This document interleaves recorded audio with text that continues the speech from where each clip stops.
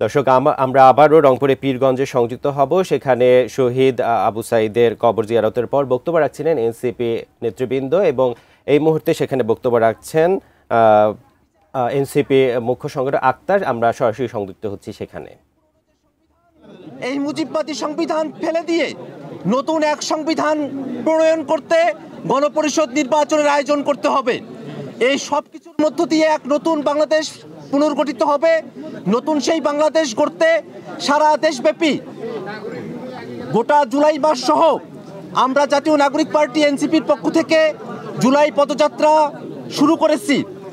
আপনারা সকলে জানেন, শহীদ আবু সাঈদ গত বছর 16ই জুলাই রংপুরে বেগম রোকেয়া বিশ্ববিদ্যালয়ের সামনে রাস্তায় নিরস্ত্র একজন ছাত্র যৌক্তিক দাবিতে যখন তার কণ্ঠ উঁচু করেছিল, সেই সময়কার স্বৈরাচারী ফ্যাসিবাদী আওয়ামী পান্ডা পুলিশের নির্দেশে তাদের গুলিতে আবু সাঈদকে শহীদ হতে হয়।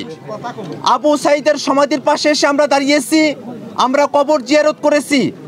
আবু সাঈদের সমাধি এমন এক জায়গা যেখান থেকে আমরা বাংলাদেশ গঠন করবার শক্তি পাই। আবু সাঈদের কবর এমন এক জায়গা যেখানে আমাদের শোকের সমাপ্তি ঘটে। আবু সাঈদের কবর এমন এক জায়গা যেখানে আমরা দোহের শক্তি পাই। আবু সাঈদের কবর এমন এক জায়গা যেখান থেকে গোটা বাংলাদেশকে আমরা বিনির্মাণ করার সুযোগ পাই, শক্তি পাই। সে আবু সাঈদের কবরের পাশে এসে আমরা দাঁড়িয়েছি। আবু সাঈদের কবরের পাশে থেকে তার কবরের মাটি ছুঁয়ে আমরা আজকে শপথ করছি, যতদিন পর্যন্ত না নতুন বন্দোবস্তের ভিত্তিতে, মৌলিক সংস্কারের ভিত্তিতে নতুন বাংলাদেশ গঠিত হবে, বৈষম্য বিরোধী বাংলাদেশ গঠিত হবে, বাংলাদেশে সামাজিক ন্যায় বিচার, সাম্য এবং মানবিক মর্যাদা পুনঃপ্রতিষ্ঠিত হবে, ততক্ষণ পর্যন্ত ছাত্র জনতার নেতৃত্বে জাতীয় নাগরিক পার্টি এনসিপির এই সংগ্রাম অব্যাহত থাকবে। সুপ্রিয় উপস্থিতি, আমরা আমাদের বক্তব্য দীর্ঘায়িত করব না। এই পর্যায়ে আপনাদের সামনে বক্তব্য উপস্থাপন করবেন জাতীয় নাগরিক পার্টি এনসিপির সম্মানিত আহ্বায়ক, এক দফার ঘোষক জনাব নাহিদ ইসলাম।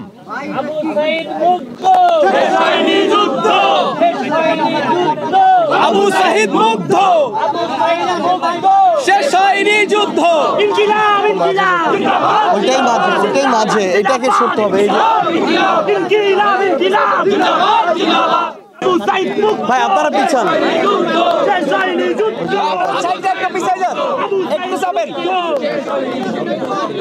শুরু করো ভাই। এই যে ওনাকে একটু পিছিয়ে যায় না, সাইডটা একটু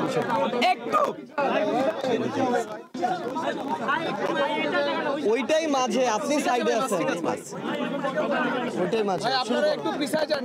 ভাই জিটিভি একটু ভাই আপনারা একটু পিছেন। জিটিভি ভাই আপনারা একটু পিছেন। প্রিয় দেশবাসী, ভাই সাইলেন্ট প্লিজ, প্রিয় সাংবাদিক ভাই বোনেরা, সাইলেন্ট। আজকে 1 জুলাই গণ অভ্যুত্থানের 1 বছর পূর্তি শুরু হচ্ছে আজ। ঠিক 1 বছর আগে এই 1 জুলাই আমরা বৈষম্য বিরোধী ছাত্র আন্দোলনের ব্যানারে আমরা একটি গণতান্ত্রিক আন্দোলন শুরু করেছিলাম, যে আন্দোলনে আবু সাঈদ সহ শরিক হয়েছিল হাজারো লক্ষ তরুণ ছাত্র জনতা। কিন্তু আমরা দেখেছি সেই কোটা সংস্কার আন্দোলন থেকে বৈষম্য বিরোধী ছাত্র আন্দোলনের ব্যানারে এই আন্দোলন গণবিস্ফোরণের রূপ নেয়, গণ অভ্যুত্থানের রূপ নেয় এবং স্বৈরাচারী ফ্যাসিবাদী সরকারের পতন ঘটায়। এবং এই পতন ঘটাতে ক্রিয়ানকের ভূমিকায় পালন করেছিল আবু সাঈদের মৃত্যু।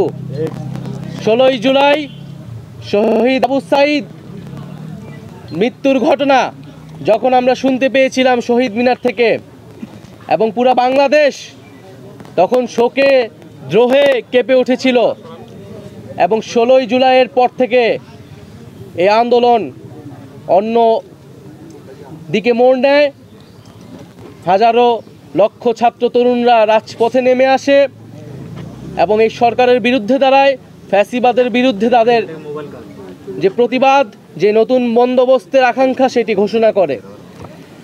আমরা আমাদের যে জুলাই পদযাত্রা, যেটিকে আমরা বলছি দেশ গড়তে জুলাই পদযাত্রা, যে আমরা স্বৈরাচারী ফ্যাসিবাদী সরকারের পতন ঘটিয়েছি, আমরা তার ব্যবস্থার বিলোপ চেয়েছি, কিন্তু যে একটা নতুন দেশ গড়ার জন্য যে উদ্যম দরকার, এখন যেই আমাদের গঠনের জন্য, রাষ্ট্র গঠনের জন্য আমাদের কাজ করা দরকার, সেই রাষ্ট্র গঠনের জন্যই আমরা মূলত এই জুলাই পদযাত্রা, যেখানে আমরা সারা বাংলাদেশের মানুষের সাথে, 64 জেলার মানুষের সাথে আমরা কথা বলবো, আমরা তাদের কথা শুনবো। আবু সাঈদরা যে কারণে মারা গিয়েছিল সেই স্বপ্ন, সেই আকাঙ্ক্ষা আমরা তাদের কাছে তুলে ধরব। তাই আমরা আজকে আমাদের এই পদযাত্রাটা শুরু করেছি এই রংপুরের পীরগঞ্জ, এই পীরগঞ্জের এই পবিত্র মাটি, যেখানে আবু সাঈদ শায়িত রয়েছেন, সেই আবু সাঈদের কবর জিয়ারতের মাধ্যমে আমরা আমাদের পদযাত্রা শুরু করছি। আবু সাঈদ যেভাবে পুলিশের বুলেটের সামনে বুক চিতিয়ে দাঁড়িয়েছিল, সেটাই জুলাই গণঅভ্যুত্থানে আমাদের অনুপ্রেরণা ছিল।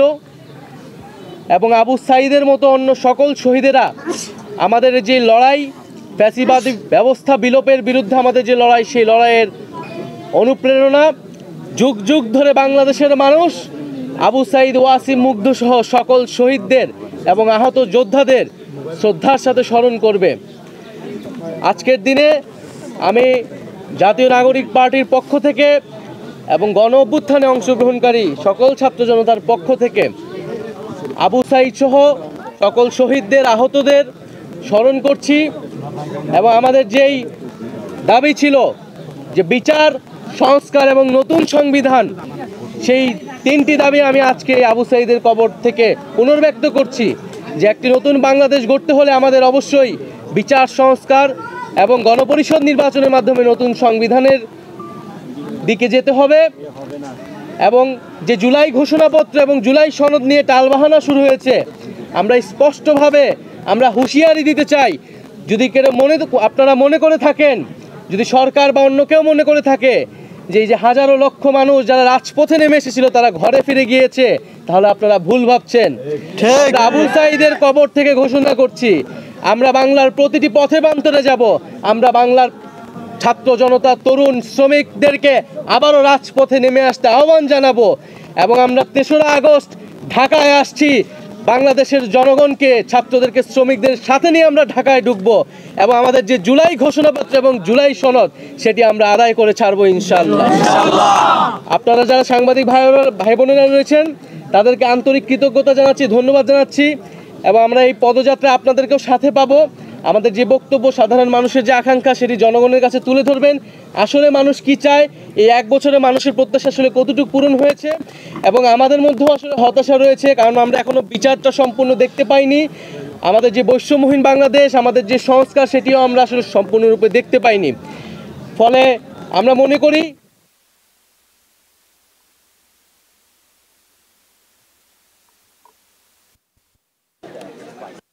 নতুন বন্দোবস্ত প্রতিষ্ঠান আন্দোলন, একটি দল পরিবর্তন বা ক্ষমতার হস্তান্তরের জন্যই গণ অভ্যুত্থান ঘটেনি।